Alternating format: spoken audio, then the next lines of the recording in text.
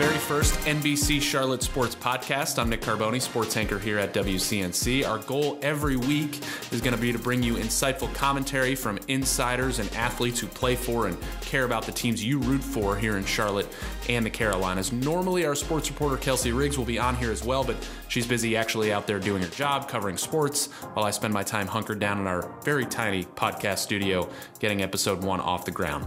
In this week's episode, we have Hornets legend Muggsy Bogues to talk about the glory days of Charlotte's NBA franchise and, of course, Space Jam. Hornets beat writer Rick Bonnell of The Observer joins us to discuss the team's season so far, a wild Wednesday, and Kemba Walker's free agency. But first, the Panthers. 5-game losing streak heading into Monday Night Football. Many fans want Ron Rivera out, and many of those fans post such opinions on CarolinaHuddle.com. Jeremy Igo, who runs that site, joins us to talk about just what in the world happened to your Panthers and what he thinks should happen next. Give me a snapshot of what CarolinaHuddle.com has been like these last lowly 5 weeks. All right, picture the worst possible scenario you could have on the internet, and then take it down 10 bars from there. That's pretty much what it is, man. But the nice thing about the Huddle is that we've got guys. It's been around for like 15 years, so we got guys and girls on there that have been around since 2010 and before then. So this isn't the first rodeo. They kind of know how to deal with these situations, and some people are down on Cam and to the extreme, but most of the people there, I think, are sort of level-headed and understand you're going to have some bad seasons and some good seasons. Cool. I love that there's level-headed people, but I don't want to talk about those people. Yeah. What are the craziest theories on what's going on, conspiracies, and wannabe GM moves that people want to make on the board? Yeah, there's always some conspiracy theories. There's always, Cam is tanking to get Ron fired. I think is probably the weirdest one out there. It benefits everyone. Absolutely. He wants to have a bad season so that Ron gets fired. But yeah, things like that where people it makes no sense at all. But that's what makes the internet fun, buddy. That's what. What's like the best one you've seen? Like what's like appropriate, but what's the best one you've seen? The best topic right now? Yeah. I mean, the ownership topic are probably the most interesting to me, and as far as what he wants to bring in, if he's looking to replace Rivera, if not, like I have my own theories on that. To me, it's like if you buy a house, right? And it's not a new house. Which Tepper has bought some houses. Right. We could get it. It's a used house, and what is the first thing you want to do to a house? You want to have your own furniture. You want to have your own stuff in there. And for me, I think just Tepper, I have a gut feeling he's going to want his own people in there, and this gives him a reason, a pass with the fans. Like, if he wants to change everything now, the fans go ahead, green light. So, it's kind of best case scenario for him if he wants to go that route. What are the comments that get folks riled up the most? Like, if somebody goes on there and posts anti-Cam stuff right now is hated. Because he's taking a lot of heat, and there are. I think there's legitimate concerns surrounding him. I am a huge Cam supporter, always have been. But when you see him come in and be relieved late in the game to throw a 40 to 50 yard pass, that's a little concerning. I think that's new. What's the temperature on the message boards with Ron Rivera? A guy that -4 degrees Celsius. A month and a half ago. As far as I'm concerned, was completely safe for him. Well, yeah, Ron has been on thin ice since 2016, really, on the Huddle. Popular theory is that Cam Newton, and this may have some validity to it, and Cam Newton has saved a lot of jobs. And, he's, throughout his career, he kept Mike Shula around for a long time. And now Shula's gone, and look at that. The Panthers have an amazing offense. It's fun to watch. So I think Cam is a huge Band-Aid that is put over the whole entire organization and has saved jobs as far as coaching is concerned. I think there's a valid argument that can be made there for sure. Anything anti-Cam right now, people hate. What else? Ron Rivera, I would say 80% are okay with him being gone, if not more. Wow. Yeah, I ran a Twitter poll actually a few days ago. I got like 3,000 votes. It was 80%. What would that have been 2 games in? Probably 30 to 40%. Yeah. Yeah. So it's grown exponentially since then. I think the most frustration people have with Rivera is 1, loyalty, and 2, And again, loyalty can be a good thing, but too much loyalty may be a bad thing. And too unwilling to give the younger players a shot. It takes injuries for some, like if Devin Funchess or who was it, Smith, Torrey Smith got hurt earlier in the year. If that didn't happen, Curtis Samuel wouldn't be playing. DJ Moore wouldn't be playing as much. Like it takes. Ian Thomas with 9 catches. Right. I mean, we barely saw him while Greg Olsen. Obviously, and we saw Chris Manhertz a lot. Yeah. You want to see Ian Thomas get out there. So I think people kind of get irritated with Ron Rivera in, believing in the veterans to a fault, even though they're older and slower sort of thing, which I think is a huge problem with the Panthers right now. It's obvious on defense, at least, that they are old group and they just cannot run with the other guys. And, that's why people have issues with Rivera right now. And as far as loyalty goes to his coaches and his staff, I noticed one argument that was made. I thought it was interesting. I thought it was maybe a valid point, is that, Richard Rodgers has had a history with the team as a special teams unit, didn't have a great special teams unit, was fired or and brought back as a defensive backs unit. Now they don't have a great defensive backs unit. So they fired the guy underneath him and not like they Richard fired Rodgers. The 2 easiest guys to fire. Guys that have little to no history with the franchise, little to no history with Ron Rivera. Right. And I think those are moves that are kind of frustrating. It's kind of, the fans didn't like that. They wanted something a little more substantial than fire the lowest guys on the totem pole. I don't think that sat well with anyone. All right. I'm a big fan of the ESPN documentary series 30 for 30. Don't know if you saw the one this week, 42-1, about James Buster Douglas taking down Mike Tyson. Oh, nice. Awesome stuff. So came up a little game. What if I told you? That's the famous line in the 30 for 30 intros. If there was a 2018 Panthers 30 for 30, what if I told you? Blank. What if I told you the Carolina Panthers would start 6-2 and miss the playoffs? I mean, it's historically they've never done impossible. That. They've always made the playoffs with that kind of start. 168 teams since 1978 that have started 6-2.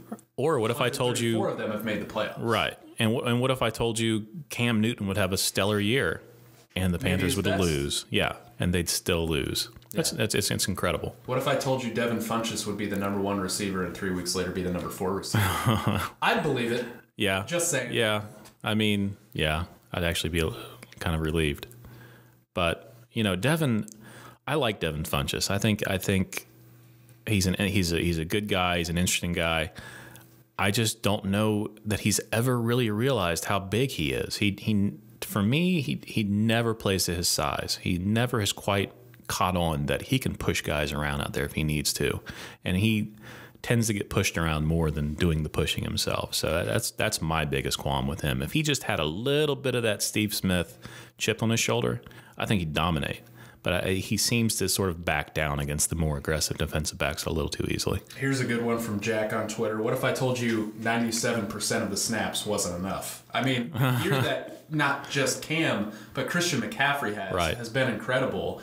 And I would even go to say, what if I told you that Christian McCaffrey would be a top 3 running back in the NFL year 2, even after a decent year last year, going after 1,000, right? And his goal, in the first, he might get 90s. it. Yeah, he's definitely on pace to get that. That's incredible. And the Panthers would lose 5 straight. Right, I mean, that's I think ridiculous. You end them all with that. Yeah, and I mean, with the talent that this team has, I mean, we came into the year with this is the best talent Cam's had around him. I mean, the Panthers were saying that. I mean, almost to a man, we're saying that. And this collapse still happens, and I think that's a big reason. And no one was looking at the roster and saying, hey, you know what? The Panthers have the 4th oldest roster in the league. Yep. And that it is absolutely showing right now. I mean, Mike Adams does not look like a starting safety right now. He just doesn't. He's missing tackles. He can't keep up. Like at age, Father Time is catching up with a lot of Panthers in a big way right now, late in the season. Jeremy, let's just wrap it up with this, because there could be a major changing of the guard, not just at the top, but on this roster. A lot of guys that people in the city have gotten to know, gotten to love on this team might not be here for much longer. Sure. So let me go through a quick list of some of these guys. Got it. And you tell me if they're here next Let's year do or it. not. Yeah. Ryan Khalil, I'm pretty sure he's done. He's done. He's in Hollywood, right? And that's he's shooting commercials for the Panthers now. Oh, is he? But he said as much that this will be his last year. So that's an easy one. Mike Adams. Gone. Eric Reed. I'd like to see him stay. He's 27. Yeah. He's got some good years left. I think they bring him back. I think he's back. Thomas Davis. Gone. Wow. I mean, that's going to be the toughest. He's had a huge drop drop-off. I love Thomas Davis. I'm a huge Thomas Davis supporter, but he just can't keep up anymore. Does he play elsewhere? No. Think he's done. No, I'm hoping he's retiring a Panther and they'll give him a gosh darn, like that statue. I'd be fine with a Thomas Davis. I love Thomas Davis, but it's hard watching him play not at a level that we used to watch him play at, right? So I think fresh legs are needed at this point. Julius Peppers. No. Wow. Devin Funchess. I know I said no in love and respect. I don't think there's a whole lot of that. No, I think Funchess, unless he's okay with fourth-tier money, third-tier money, he's not a Hurney guy. Hurney didn't draft him. He's got no loyalty there, if Hurney's even here. So Funchess, why do you keep Funchess? What can he do that it's a journeyman tall receiver can't do? Greg Olsen. No. For sure. I don't think so. He's got to take time to put the foot back together. I think they should. You have Ian Thomas. Monday Night Booth and invite him. Right. Ian Thomas looks to be a legitimate tight end. I don't want to stunt his growth for another year. And count on Greg's foot holding out. This is the second time this has happened. If I'm Greg, man, he's had a great career. Yeah, I wish I was Greg. But yeah, he's got a great career. He's got a lot of stuff going on in his personal life. He's got amazing charities. Like, he can do so much good. I don't know that I would want that frustration with playing again and dealing with injuries. And I think he probably could come back and play. I just don't know that he would want to. Matt Khalil. Oh, gosh, no. It's a lot of money. It's a lot of money, but, can't they save some money just by cutting him? I think so. So why do you want him on the team? They got a guy off the couch, right? He was sitting at home watching practices and preseason, and they picked him up, and he did much better than Matt Khalil. So why do you want to keep Matt Khalil? No, he's gone. Let's see. Marty Hurney. Hurney had a good draft. I think everyone can say this has been a really good draft. But he's not a Tepper guy. That's the position. If I'm owner, I want my guy as GM, and he is a Jerry Richardson guy. He is not a David Tepper guy.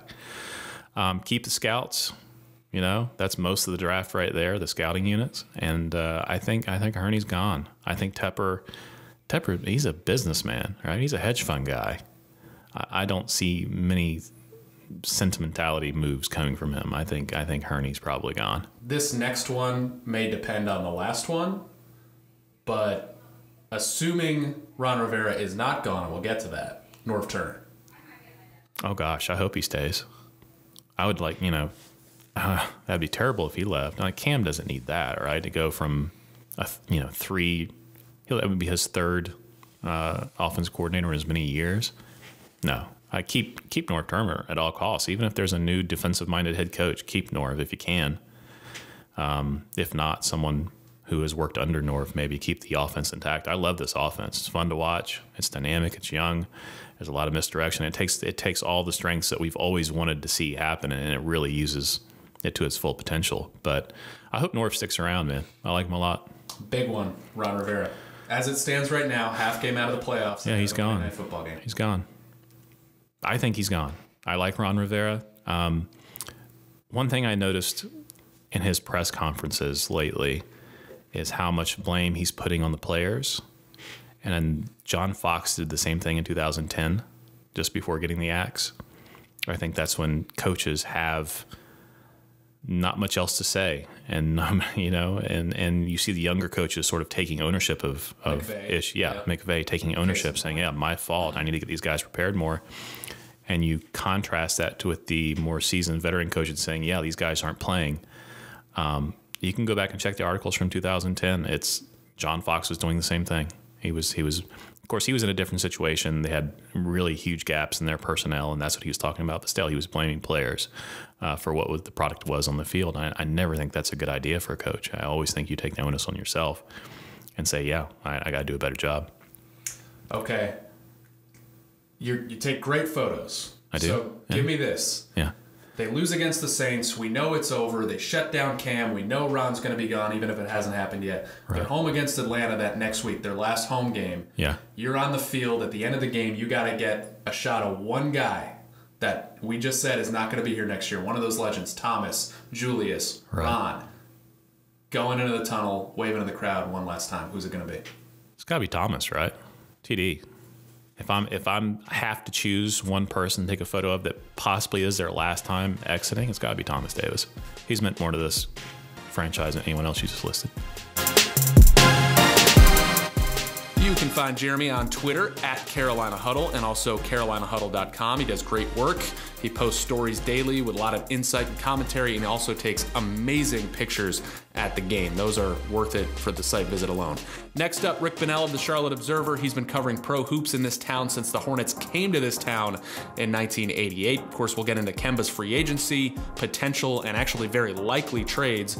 And how about that win over Detroit Wednesday night? As weird as it gets, Jeremy Lamb with the game winner with 0.3 of a second to go, but Detroit gets one late technical free throw because Malik Monk and Bismack Biyombo ran out onto the court to celebrate while the ball was still in the air, but the Hornets still get the 1-point win. Here's my conversation with Rick. Rick, what a wild ending for the Hornets on Wednesday night. Have you ever seen anything like that, let alone a finish like that? Well, I mean, certainly I have seen last-second shots win games in dramatic fashion. The strangeness with the technical that was called after the fact because players ran out on the court. No, I have never seen that. And I thought that what we found out after the fact about Michael Jordan bopping Malik Monk on the head a couple of times, basically telling him to wake up and think, was just a hilarious epilogue to all the stuff that happened. Yeah, that was my next question, because that was probably a bigger moment when it was all said and done nationally. I thought that was a great moment, and you see MJ and Malik kind of laugh with each other at the very end of it. Does that give us some insight into his relationship with the players, and what has your experience been like covering the team and covering Michael Jordan as an owner in terms of how he interacts with these guys? That sort of reaches back to Jordan's relationship with Gerald Henderson. I know that Michael does not want to feel like he's interfering with the player-coach relationship, but both with Steve Clifford and now with James Borrego, I think they encourage him to be around and to be a resource. And I think it's a very different dynamic when Jordan is in town and sits right next to the bench. I think it's something that players look forward to. I think the only question about that is I wonder sometimes whether his presence makes players more self-conscious than they otherwise would be. I thought it was totally appropriate for Jordan, as an iconic ex-player who is universally respected, to emphatically, if playfully, let the players know that they have to have their heads on straighter than that in these situations. It was a fantastic moment. Fantastic night for Jeremy Lamb, and he's obviously had the best season of his career, which makes fans want to immediately jump into the trade machine. But should they view Jeremy more as a piece to a playoff puzzle? Because basically right now everybody wants to use him as trade bait. I would be surprised if they traded him, assuming that they stay in the playoff race. I don't think that the front office would do that to Borrego. If they went, if they had a horrible January, then I think all bets are off, because in that situation, if you absolutely knew that your chances of going to the to the playoffs was remote, then I think it would make some sense to at least investigate whether you can get something for Jeremy before he becomes an unrestricted free agent. Because in an environment where you assume that the Hornets are going to do what they have to do to retain Kemba, I think it's going to be very complicated and very difficult to also retain Jeremy Lamb as well as he's playing. Building off that, let me take you to the first day of camp where Kemba Walker, the team's star free agent in his contract year, gets up there and tells everybody who wants to ask him about free agency, I'll answer the question today, and that's it. As the team's beat writer who's tasked with covering this major story all season, what were your thoughts on those moments, and how have you tried to approach that subject with him so far this season? Well, first of all, I thought Kemba's request was very reasonable.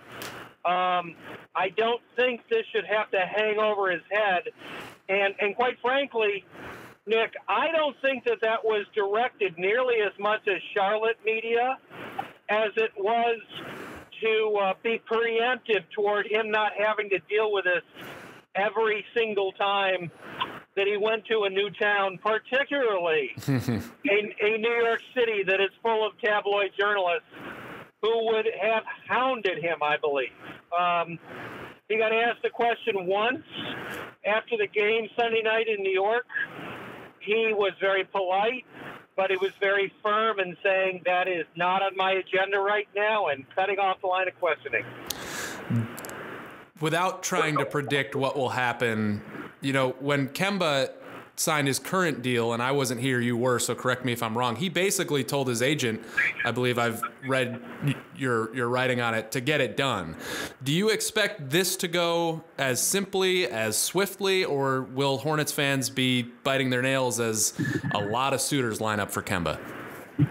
Well, Nick, here's what we do know. We know that Kemba's on record as saying that he wants to stay here. We know that Mitch Kupchak is on record as saying that he and Michael Jordan very much want Kemba to end his career here. If that's the case, then they need to have the first meeting as soon as free agency starts. I think that they need to make him an offer that ends this before he and Jeff Schwartz ever take a meeting with anybody else. If they don't, then they have definitely lost control of the situation. I think that either you commit to Kemba Walker as a max salary player or you don't. I think that if this becomes, a whole lot of haggling, the Hornets may regret it. So Kemba, obviously, as you mentioned, says he wants to stay here. He wants to deliver playoff runs, championships to the city of Charlotte. Realistically, if Kemba stays here, which I think a lot of folks think he will, and the things you alluded to point to that, and he looks back on his career, he's got to say, I'm so happy that we accomplished blank. What does he have to accomplish to be really satisfied with his time here? Nick, remarkably, considering that we're talking about, an NBA that has been here for 30 seasons, the Hornets have never reached a conference final. It's remarkable to me that this team has never gotten past the second round of the playoffs. I think that rectifying that, at minimum, would be what Kemba would expect as far as being able to look back on his career and saying that he left this place far better than when he arrived. So they've played about 500 ball all season. They're a game up now after Wednesday night's win. Knowing who they are, how they've played, who they will play, will they sustain 500, be above 500, or below 500 after 82 games? I would have picked them to go about, say, 38 wins this season. I think that assuming health, and that's a huge question, if everybody significant stays healthy, because, Nick, I totally agree with James Borrego that people need to keep in mind the margin for error on this team's talent is very slim. I could certainly see them winning 41, 42, 43 games and maybe getting the sixth seed in the playoffs. What I would caution when I say that is I thought going into this season, the difference in talent between, say, the 7th and 11th best teams in the East is so small that the order of finish might be more decided by injuries than anything else. So every trade is a compromise. What should Hornets fans expect to compromise, and what should they expect to get into return? What types of players, contracts, whatever, will they have to compromise? What types of players, contracts, etc., would they realistically expect to get back? Well, I would answer that in two different ways. It's very obvious, and by the way, it's commendable that Mitch Kupchak reached out to the Wizards to see about Bradley Beal's availability. I don't think that there's any likelihood of something like that happening. But that shows that they understand that they got to get Kemba a serious number 2 scoring option while he's still in his prime. Those things don't come cheap. You're going to have to give up, young players and draft picks to do that, because those are the only things on this roster that other teams are going to really crave. So, people need to get it fixed in their head that for such a thing to happen, if they did have the opportunity for it to happen, it could very well cost you a Miles Bridges. It could very well cost you a Malik Monk. It could very well cost you multiple first-round picks. I would say that if they do something before the trade deadline, and let's face it, based on their history, they are probably more likely to make a trade than any other franchise in the NBA. It will probably be something small and surgical. I certainly don't see them, willing to take on enough salary that would push them into the luxury tax in order to make a middling team a little bit better. So it won't surprise me if they do something, but it certainly won't be the kind of things that, make people's jaws drop. 2 more questions and I'll let you go. Dealing with James Borrego this year, watching him coach, what about him makes you think this guy could be, and if you do think already, this guy could have success, sustained success in the NBA with Charlotte? Nick, one of the things I am very impressed by, because I do not think this is something that you can assume is true of young new head coaches, is his level of self-confidence and conviction. Nick, and I think you and I talked about this one day at practice, that what this rotation indicates to me, and the fact that he doesn't spend a whole lot of time preoccupied with what other rosters look like when he matches up with them, is this guy has a lot of faith in himself, and he's willing to experiment. I thought it was really interesting one day when I had a conversation with him about that, and I said, what's the philosophical basis for how, you decide how to get ready for a game? And he said that he really guards against being reactionary.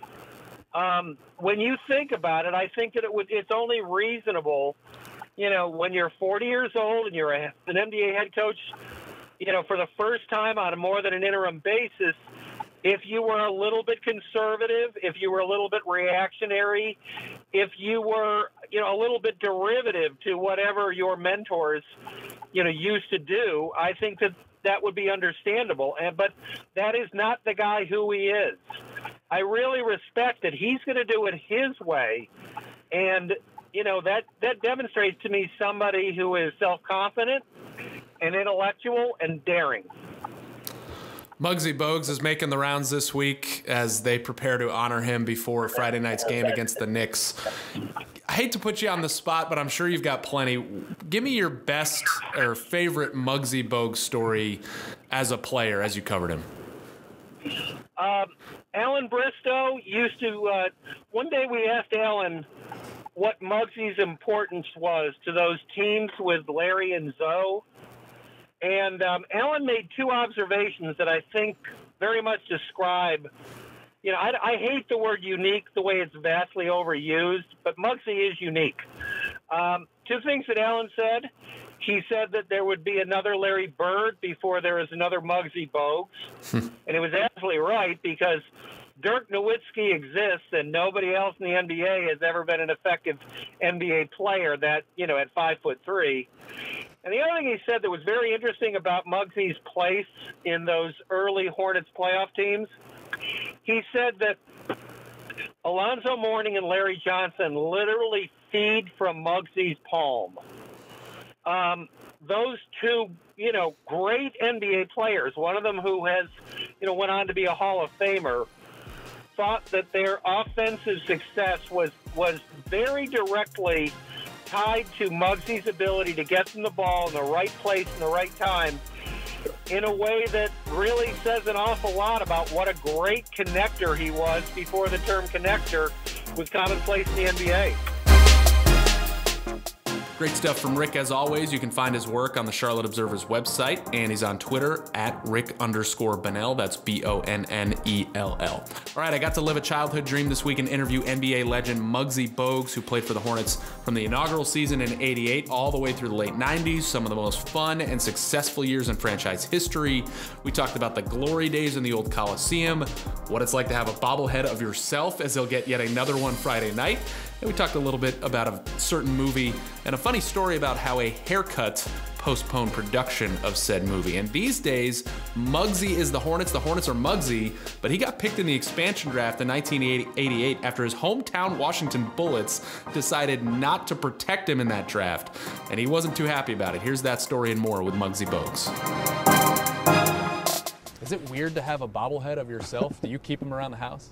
I have a couple of them around the house, but it is weird. But it's a fun time. You're seeing that someone took the time out and to go out and create this image of who you're supposed to be, and so I get a chance to pluck that little head every now and then. These days, and even when you were playing Muggsy, that nickname just seemed to fit you so well. But I read that you hated that nickname when you got it. Why was that? Well, at the beginning, as a kid, no one wanted their name changed. My mama named me Tyrone, so I was really comfortable with that name. But, playing the game of basketball and the way I played it, and at the time it was a show on called The Bowery Boys, and one of the characters' name was Muggsy. And they kind of tied that character, the way I played the game of basketball, and I became Muggsy. I really hated it at the beginning, but it grew on me. It became part of who I am, and, because at first I thought they was talking about my mug, and I wasn't having that, but it worked out. Growing up where you grew up and playing when you did, was there a moment when you realized, I can't play like these other kids because I'm just not going to be as big as them? And then was there a moment where you realized, but I can still be great playing a different way? Well, it wasn't a moment. It was mainly the very first way of how I started playing the game of basketball, and it was taught to me by the man by the name of Leon Howard, who happened to be a former collegiate basketball player who went to, Johnson C. Smith University here in Charlotte, North Carolina. He came back in the city of Baltimore. He took a bunch of guys like myself, Reggie Williams, under his wing and taught us the fundamentals of the game.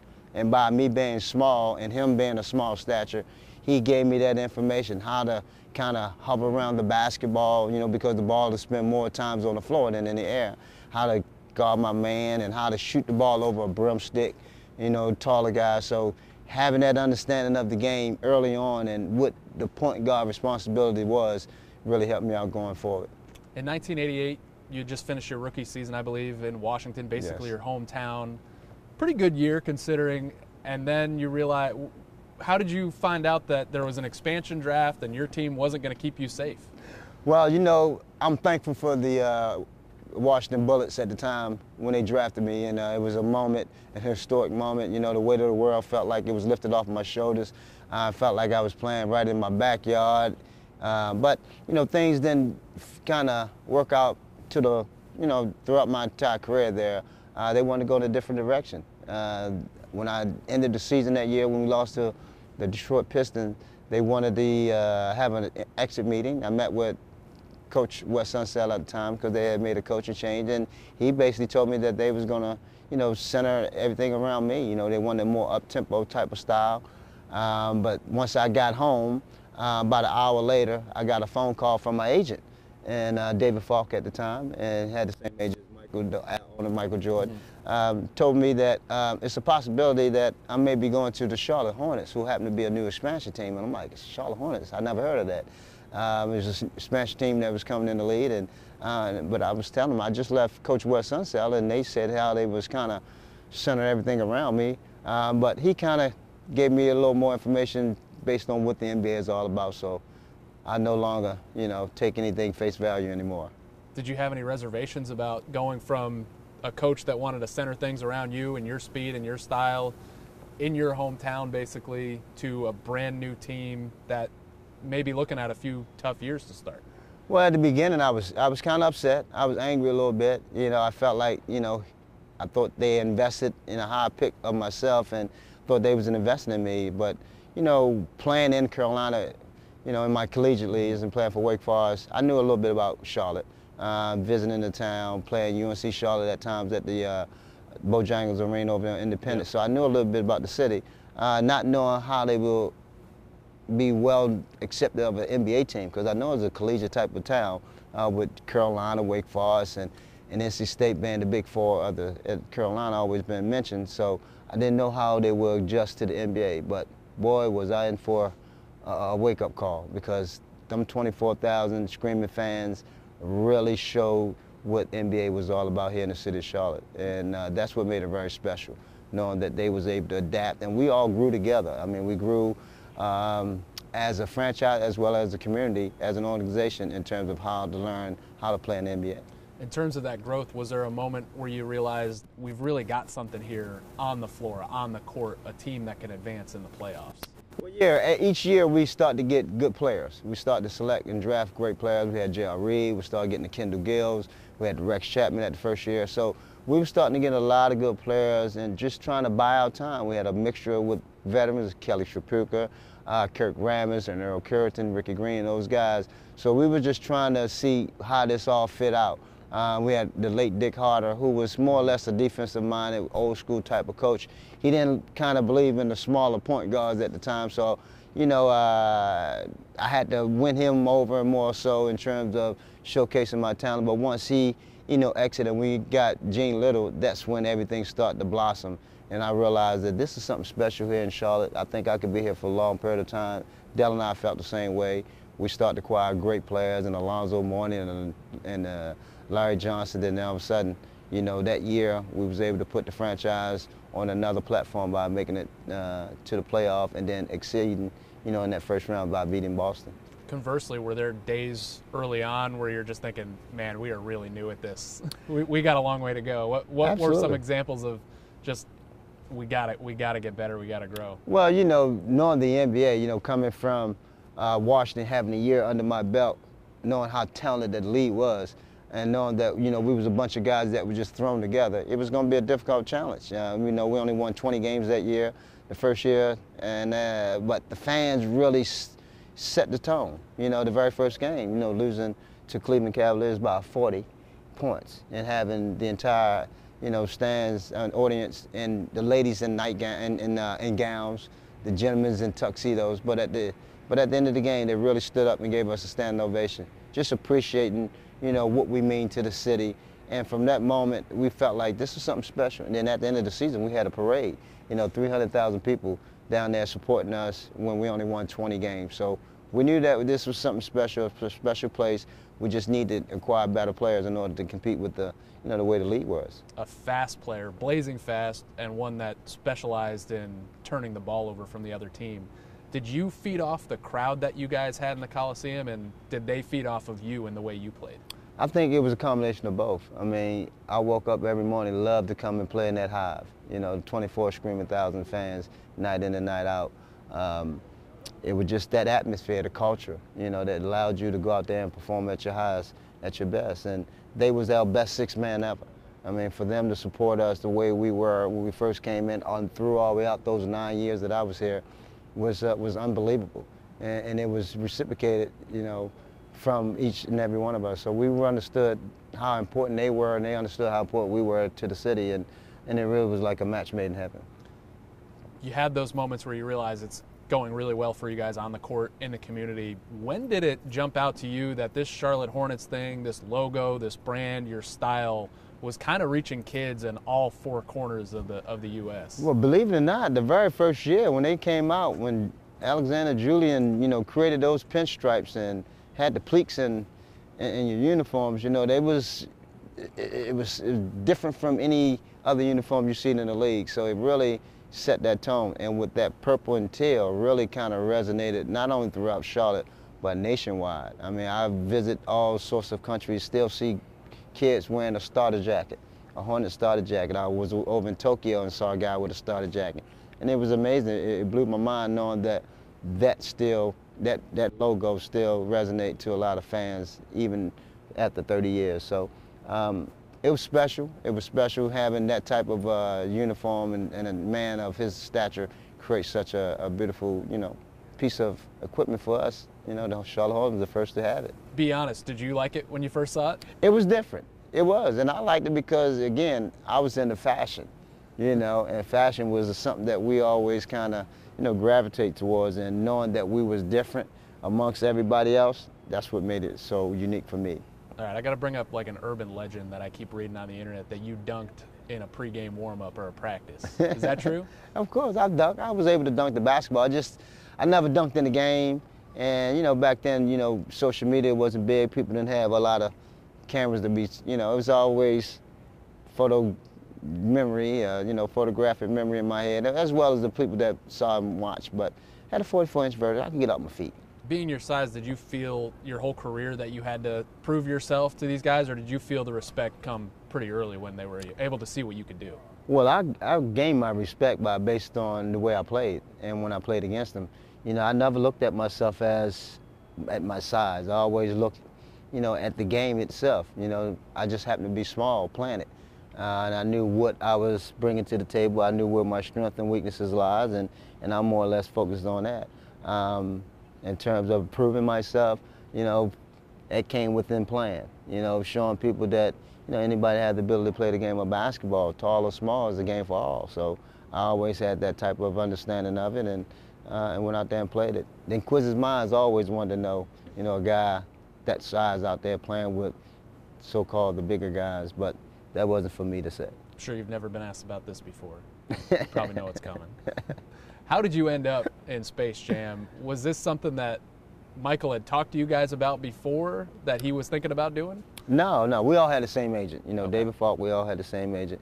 And it was a project that was a Warner Brother project, and I don't know how they did the casting, but Larry Johnson wasn't a David Falk client. So, you know, Charles Barkley wasn't a David Falk client, but we all wind up in that movie, you know, Deshaun Bradley, as well as myself and Patrick and Michael. We all were clients of David. It was just, I couldn't believe that after all these years that it would be such an iconic classic movie, you know, that's made for everybody. With all those guys on set, Michael, Charles, Larry, you, give me the funniest story that you can recount from being on set with those guys. Well, I'm gonna give you one that's could be clean. You can Sure. have it Yeah, on that camera. Actually, we had a shoot. We were supposed to do a shoot that morning, and we had a barber on site, happened to be in the trailer, and Larry is a guy that never cut I don't think he ever cut a African-American hair. Mm-hmm. And at the time, fades were in, you know, the tapered fades. And LJ decided, okay, let me go ahead and get me a haircut. I want to get a little tighten up for the shoot before we go out there. So he let the guy cut his hair, and believe it or not, it wasn't to his liking. And it was like a bowl cut. And long story short, we had to cut the shoot. You had to postpone it to do it later part of the evening. I mean, later part of the day. So we didn't shoot that morning. We wound up shooting right around 4 or 5 o'clock. So that was a big. So they were able to fix it? I mean, he had to go to somebody else? Yeah, someone else had to come in and kind of give him the little more tapered cut to his liking, to where he felt comfortable, where he was allowed to go on camera. You ever play pickup basketball in Charlotte, or have you since you ended your career? Like, you ever Absolutely. find yourself with what do people say when they see you walk in the gym and play against Muggsy Bogues? Well, you know, a lot of people, first of all, they always want to try to make a name off of themselves when I out there playing, and but it was a lot of fun because it always allowed me to stay connected with, you know, with the fans, and it was just something that I always did. But you know, a lot of guys, a lot of kids at the YMCA always try to take a shot at me, You know, they felt like this was their moment. They couldn't believe what they were saying on TV, and they always felt like, I can check him. And I always say, well, it looks easy on TV, you know, until you actually get up here, you know, in face value, then you can see how intense it is when you got to bring that ball up against me. So you're doing that while you played or after you played? I was doing it while I was playing, even after I played. You know, that was just something during the off season.